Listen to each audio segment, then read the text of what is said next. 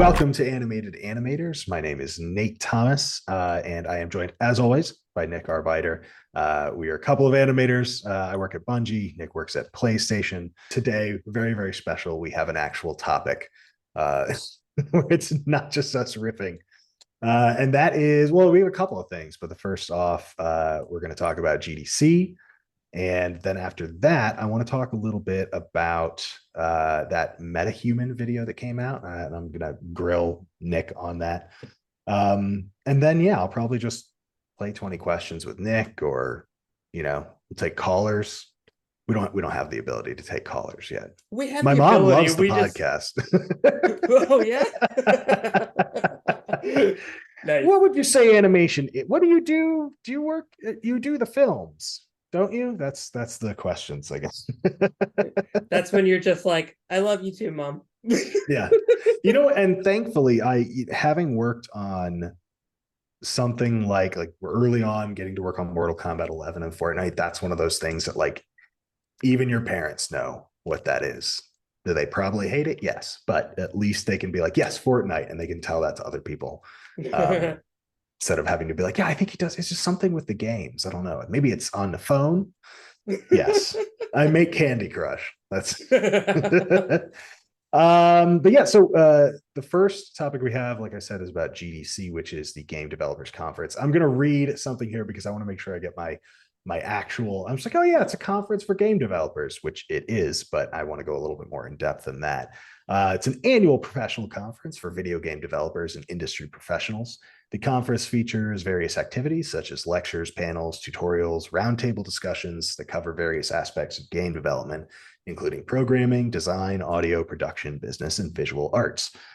So if you weren't familiar, if you're a game dev and you're listening to this, you probably know what GDC is. And if you're not, that was your clue.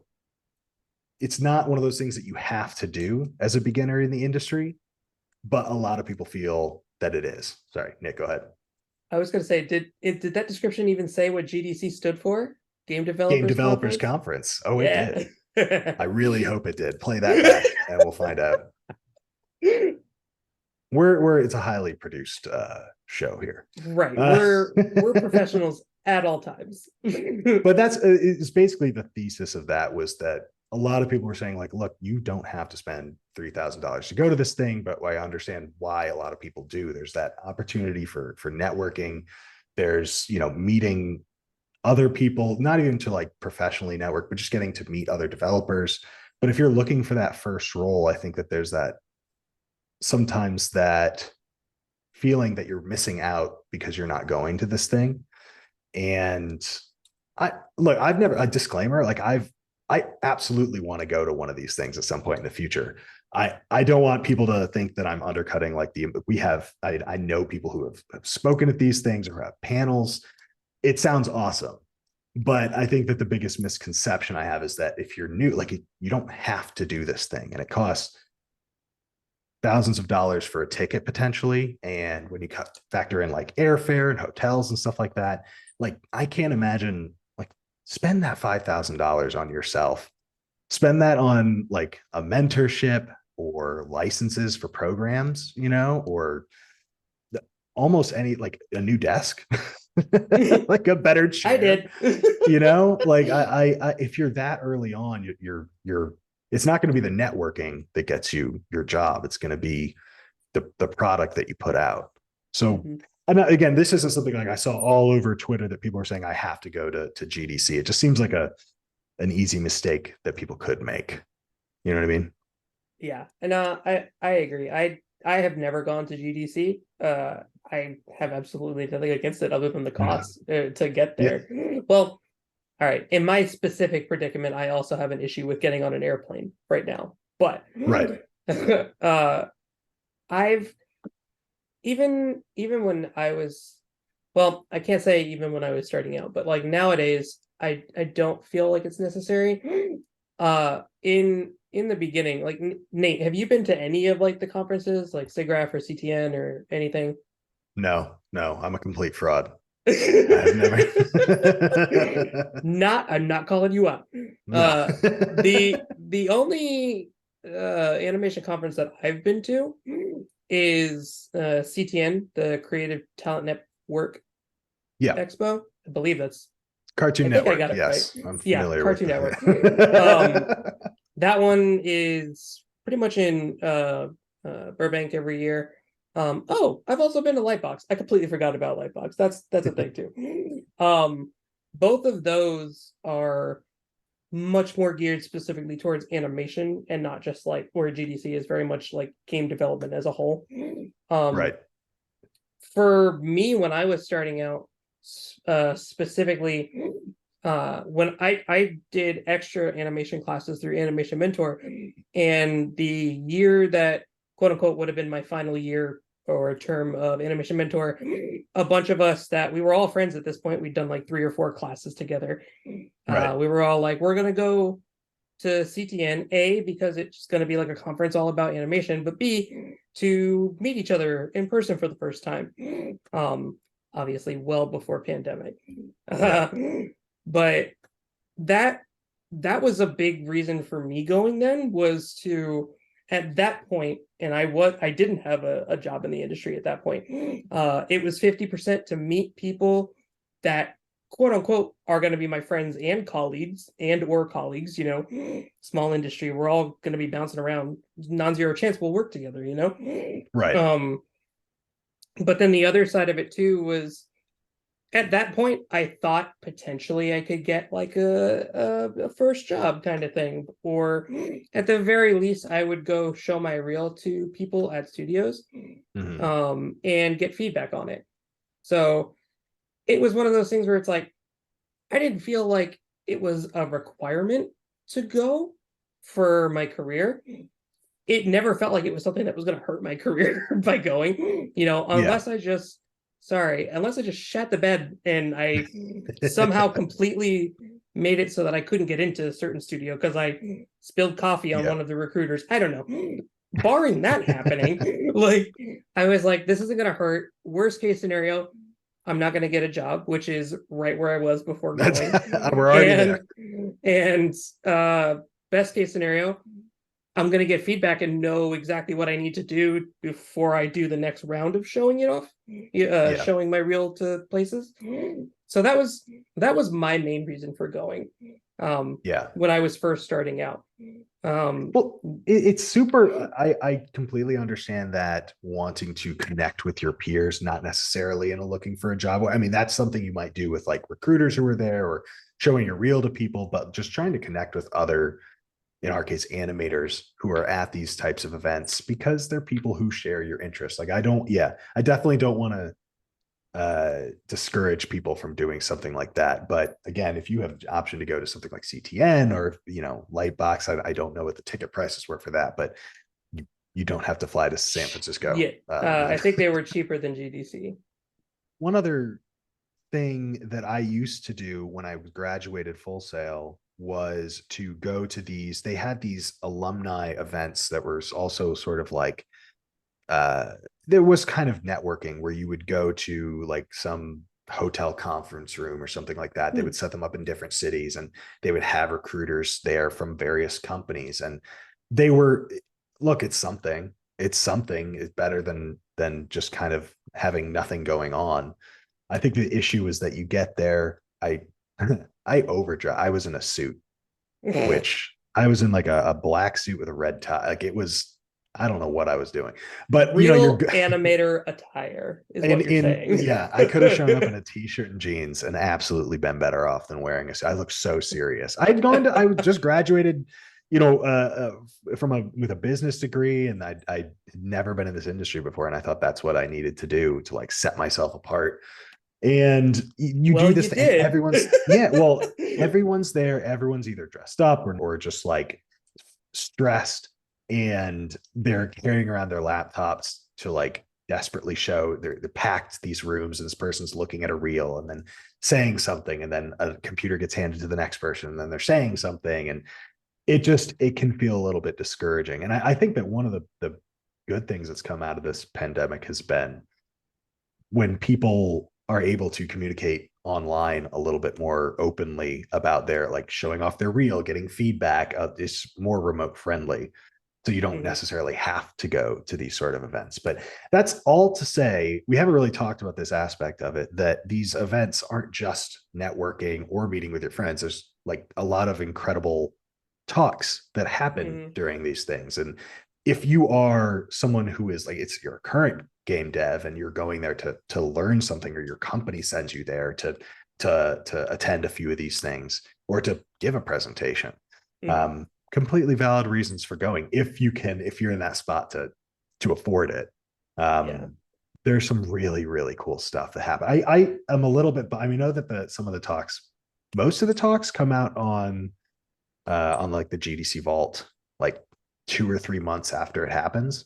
I'm not I think 100% so. sure on Yeah. that. I don't And I don't remember know if if it's all of they're. them either. Yeah, I think that, and again, don't quote me on this. I want to say that there are almost two versions. One where some of them they probably keep just the people that went and have, there's like Yeah. a recorded vault that they can like go, or a library that they can go through of ones specifically for you. And then I think that there are some that get released like to the public Yeah. in their entirety. Um Yeah. don't quote me, but I think there are both It's versions. this isn't recorded or anything. Don't worry about it. Right. This is Yeah, just you and yeah, I yeah. talking. We're fine. Cut that, cut that, cut that.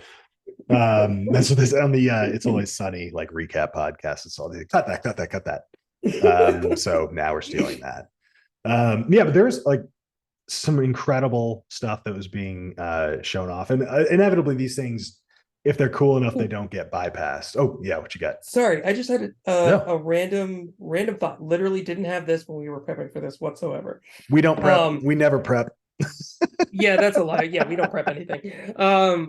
But considering where this whole thing started from, Right. one thing that like I could see myself doing, if I had the wherewithal, disposable income, which is an impossibility, but hey, or if I could get, Sony to send me to one. I don't know. But I, how things have gone over the past few years with social media and Twitter specifically, there's it's kind of like what we did that one time where we just found a bunch of tweets, right, and Yeah. talked about them. uh I think that Twitter and having social media has opened up the door to people in this industry finding other people or things to follow. um Mhm. and one reason that you might find to go to something like GDC or CTN or something is if you hear that one person that you like really like, that is like a really well-known animator or something, they're like, hey, I'm giving a talk at GDC this year. You're like, oh, I want to go see them. Like that's another aspect of it too. It's like, because I know it's, I mean, you're probably the same way, where it's like several people were like, you don't have to go to GDC, and then other people were like, I'm giving a talk at GDC, and you're like, this is cool. People uh changing their Twitter handles to blank at yeah, GDC, and I'm at like, I GDC, am a yeah. little jealous. That's pretty cool. I know, really, that's all we are, is we're just jealous that we're not there half the time, right? What drives me? This would gets me up in the morning. That's a healthy way to live. That's my. Yeah. But that's Yeah, something that I just had the thought of, is like there are people that like I follow on Twitter where it's like, oh, it would be cool to hear what they have to say on this topic, or sure, I'd like to see how you would do this certain thing that you're giving a talk on. But I've never, yeah, it's kind of, I think the bottom line with this is like, it's really cool if you can go to it. It's not required, but you're going to get something out of it. You know what I mean? If yeah. you can make it, you know? And if I is should go without saying, but it never does, is that if you are, if you're listening to this and you are trying to break into game dev, and I understand it's hard, but do not come up to people who are not like specifically there to look at your stuff and like just show them your stuff, or Yeah. badger them or insult them. I've just seen like there's been a lot, and I'm not gonna. This isn't the podcast for it. There's been a lot of stuff I've seen recently about things that have happened at GDC, ranging from just mild bad behavior to Horrid. just gamer, Yeah. like it's all the old hits that keep getting played over and over again. Yeah. Just if you're just the first kind of scumbag, don't do that. Like that's the very least. As for everyone else, get the hell out of our industry. Heart, Go get away. out. Go away. Like, Yeah. anyway, back to some of the other stuff. I want to talk to you specifically about that Metahuman presentation that went on, which was I thought it was really cool. And it's again, I'm gonna read something, so don't think I'm this well put together. It's a cloud-based platform created by Epic Games. This platform allows users to create highly realistic and customizable digital human characters in a matter of minutes without requiring extensive technical skills or equipment. And there's something like the quote I have is from Polygon. So, like, the actual presentation itself was they showed off new animation technology, illustrating how developer Ninja Theory is using Unreal Engine 5 to bring characters to life for Senwa's Sega Hellblade 2. Hope I'm pronouncing that one right. So essentially what happens in this performance is a performance capture artist for Ninja Theory just stands in front of a smartphone. There's a recording done, magic, question mark, question mark, question mark. You have a pretty solid facial animation. But the reason I specifically, I want to pick on you for this is you have a lot of history working on facial animation.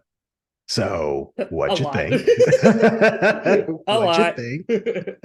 I mean, you kind of went over like your thoughts on it without the exact know-how and whatnot. And I would say my if I could sum up my thoughts, I would say I'm an animator, but I don't like do a ton of facial animation, cinematics, whatever. My initial thought was, wow, that looks great. It still looks automated. So to me, it's still and remind me what the term is. It still looks like that voice to text to speech or text voice to to speech, speech, yeah. where it's like an advanced version of that. But what I'm seeing is still very much like noise make mouth go. Yeah. That's a really good description because, and I told you this before when we were talking about this specifically, I'm one of the worst people to show things like this to because I've just completely lost my ability to be wowed by things anymore. It sucks. I really wish I could get that way, but what you gonna do, world?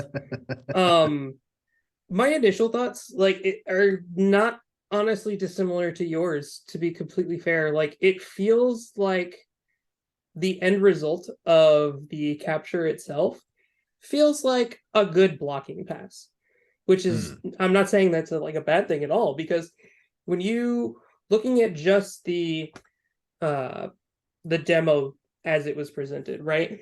There's the artist on stage.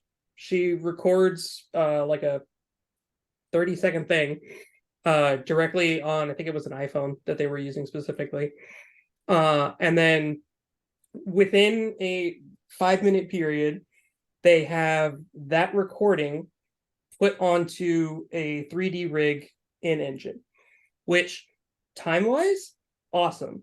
Looking at like just the what do you call it? The metrics of time it would take to get that capture into like a Maya scene, we've inherently cut out hours and hours, potentially weeks of work, right?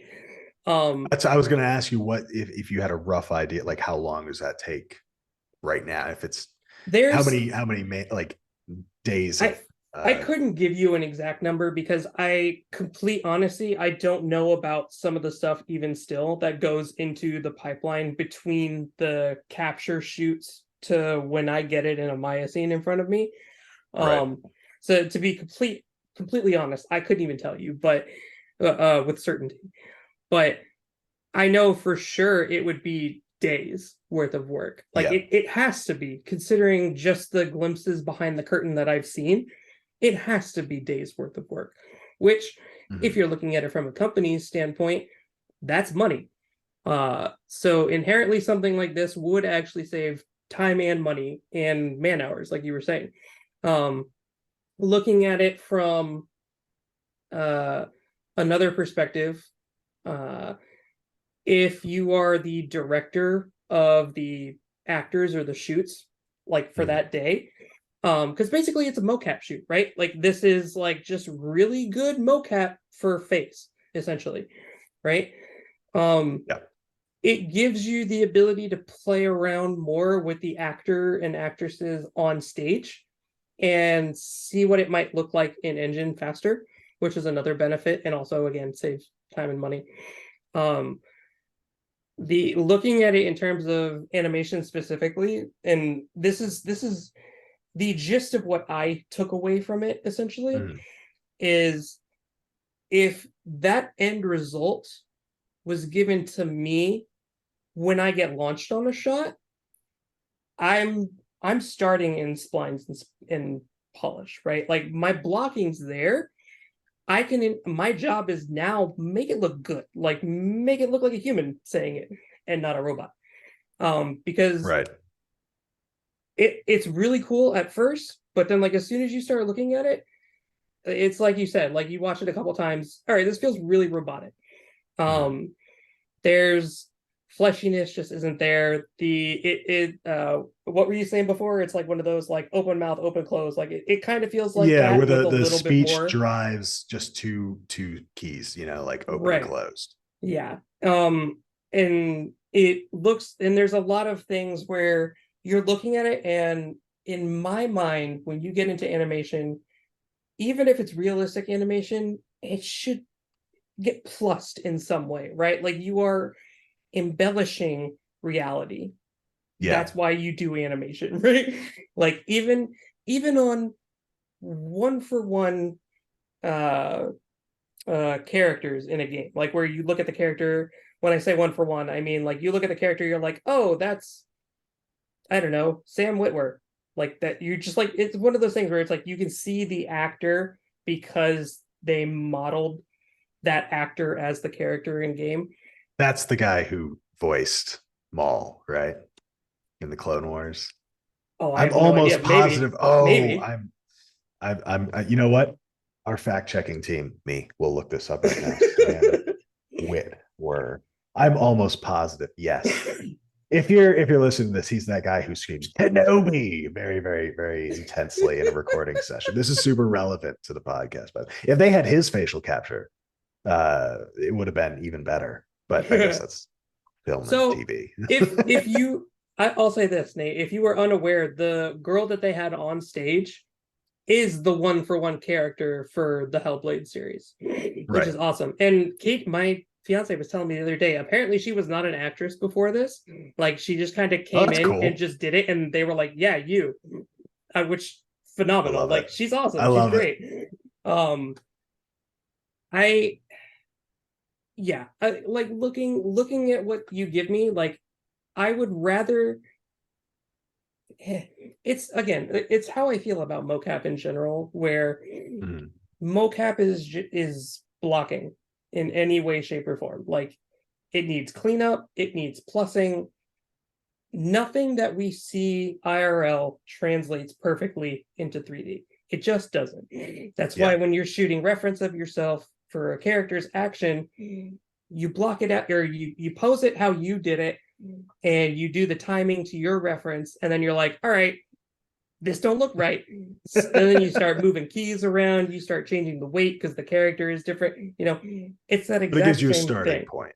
Exactly. It's that exact Yeah. same thing. Like you're getting that starting point handed to you, which, You'd have to imagine that some studios, like if you smaller or indie, are looking at this and saying to themselves, okay, well, I don't care about the fidelity that much of getting fleshiness. And then possibly, but I think that there's always going to be a distinction then between the games who use animators to plus the performance and those who oh, and maybe 100%. it's more cost effective on like maybe some live service games it's not cost effective to Mm-hmm. that's why they use for a lot of those they use that text to speech kind of thing where Yeah. you just need the mouth opening and closing but that there was it was just something it wasn't even uncanny valley it was so close but It's like if the it Uncanny needed Valley like was here, 40% holds more. up left hand for the audio listeners, and Mm. then full fleshed out realistic animation is over here, holds up right hand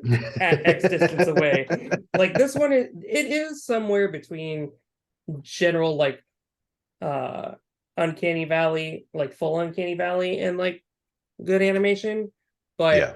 I think the biggest takeaway is the ease with which you can get it into the pipeline from recording. Yeah, you're unblocking people That's down good. the way so quickly. Yeah, Yeah. that aspect of it is actually pretty great. Um, the amount of times that you can then I didn't even think of this before, but the amount of times that you can reshoot something with the actor and not in 3D, I can tell you right now, redoing something in 3D is not quicker in any way, shape, or form than redoing it Yeah. with an actor. And there's no reason that they can't do a line 10 different ways and that information Right. gets stored and then you can just sort through options. Right. And Know? that's another thing too, is like when you if you let's like what you just said, like let's say you're like, oh, we really like the face shape she gets in this take, but we like everything else for the rest of it in this take. Can you just Yeah. like combine these two? And as animator Joe, you're like, yes, I can. And then you do it. You know what I mean? You're like, here's the stitch, and now I'll make it pretty. Like, Yeah. And I wonder in a year what that's going to look like.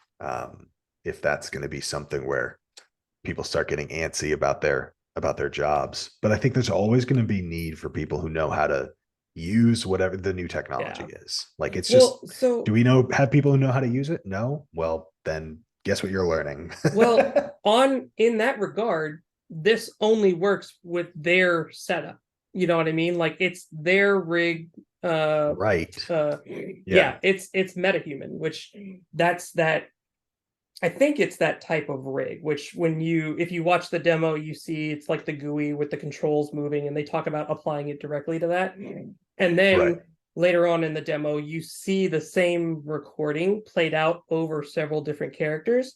That's another aspect of it, where you can take whatever recording you do, and you can so like if it's not a this actor is this character, it's this actor is the voice for the character, but this is what the character actually looks like. Like Yeah. that's another way to use this, is like you don't need that character or that actor to do that specific take.